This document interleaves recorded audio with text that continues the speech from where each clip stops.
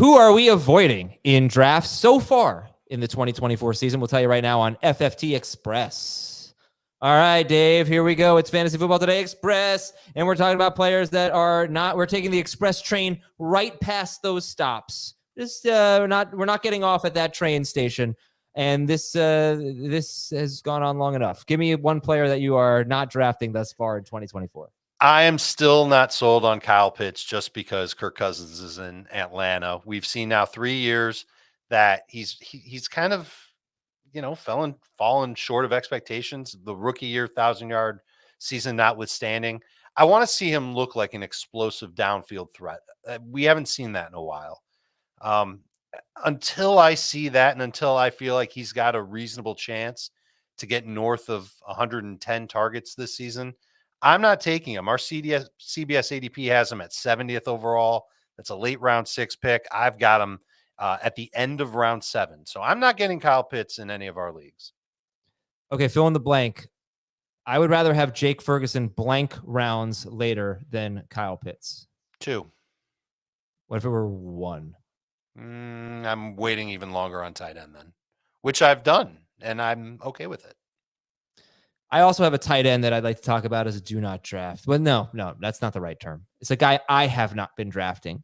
He doesn't usually fit my roster builds, and his name is Sam LaPorta. And I think my question with Sam LaPorta is what is his upside? It's easy to say, look what he did, 14-ish points per game as a rookie. Can he be even better? I don't know. I don't know if he can be any better. He caught 10 touchdowns last year. He led the NFL. He led all tight ends in touchdowns by a mile.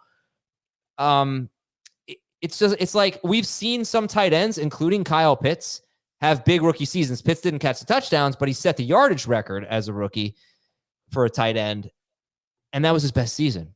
Evan Ingram had a very successful rookie season. Then he didn't really live up to it again until like Jacksonville. Jeremy Shockey had a great rookie season. Got hurt in his second season, never lived up to that hype. So I don't know that there's like another level for Sam LaPorta. And I prefer Travis Kelce. So if I ever have that decision, I go Kelce. But I don't know that there's that big of a difference between LaPorta and Mark Andrews or Trey McBride, who I can get like about a round and a half later, if not 2 rounds later, because those guys, sometimes they make it into the 5th round. I like LaPorta a lot. He's not on my teams so far.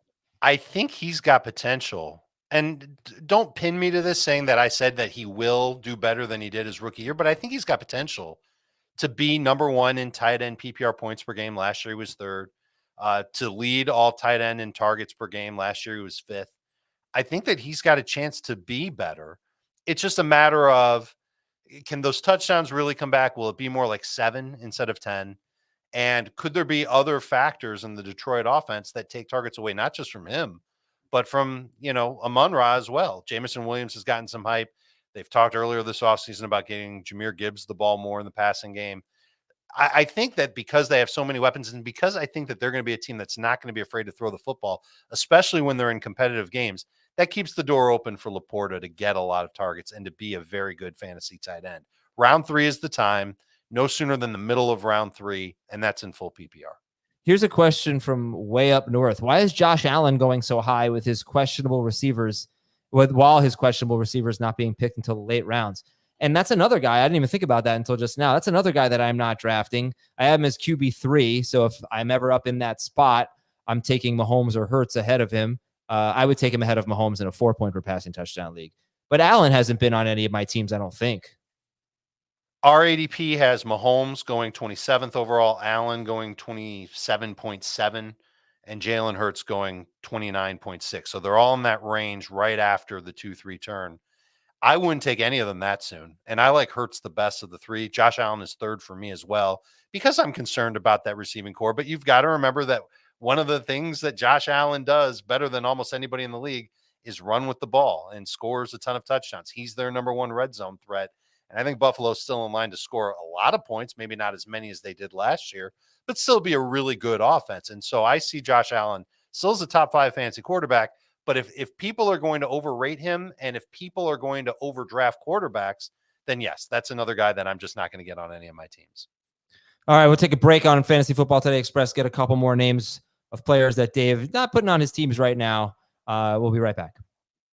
All right, Dave, give me another player that you said Kyle Pitts. Give me another player that you are not drafting a lot of. Drafted right with Kyle Pitts is DeAndre Swift at 71st overall, a late round 6 pick. And I just feel like Chicago is not going to be a team that runs the ball a ton. They've got the rookie quarterback. They've got the 3 wide receivers that are very, very good. And I know DeAndre Swift can catch the ball in the backfield, but number one, I don't think he's going to have a lot of high carry games. I think he'll have a lot of games with 12, 13 carries, maybe 2 or 3 catches. So that does add up to 15 touches, but I don't know if he's going to necessarily put up huge numbers with it on a regular basis. We've rarely seen that from DeAndre Swift over the course of his career. I also think Chicago is going to use 2, if not 3 running backs over the course of the game, which means DeAndre Swift won't be in line for, a ton of snap share or anything like that either. He's going to mix and match with other running backs.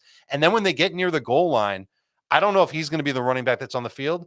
And Caleb Williams was really good at the goal line at USC. He could be Chicago's goal line guy and could account for 5, 6 touchdowns, that many over the course of the 2024 season. So I feel like Swift is getting just a little overdrafted. I would take him around later than where he's been going. And I will give you one team that I am avoiding. I don't think there's a single Denver Bronco I want. Same. And this comes into play late in the draft, because people are trying to figure out who's their running back going to be. Okay. And I just thought of a name that I would take. Go ahead. I get the appeal of trying to get a running back because they are going to throw to their running back so much. And those are just cheap PPR points, but they're not necessarily going to throw to one guy so much. Courtland Sutton is someone that I'm not drafting at all. I think I'd rather have Josh Palmer. I have no faith in this passing game. I think this could be the lowest scoring team in football. So this is look, none of them are going that high anyway, but the Broncos to me feel like a bit of a train wreck. I've got Courtland Sutton at a disrespectful 102nd overall in my rankings, and I'm worried that that's too high. Like, I'm thinking maybe Jerome Ford or Rome Odunze would be better, certainly more fun in the case of Odunze compared to Courtland Sutton. But the one guy that I don't mind taking, and this is super late, is Audric Estime, because he could end up supplanting Javonte Williams as the lead running back there eventually. I'd have to draft him and then be patient with him. I don't know if he's going to make it onto my rosters with a late pick. We just did a 14-team mock or a 12-team mock, 14 rounds, no kickers, no defenses. Estime was one of my last 2 picks.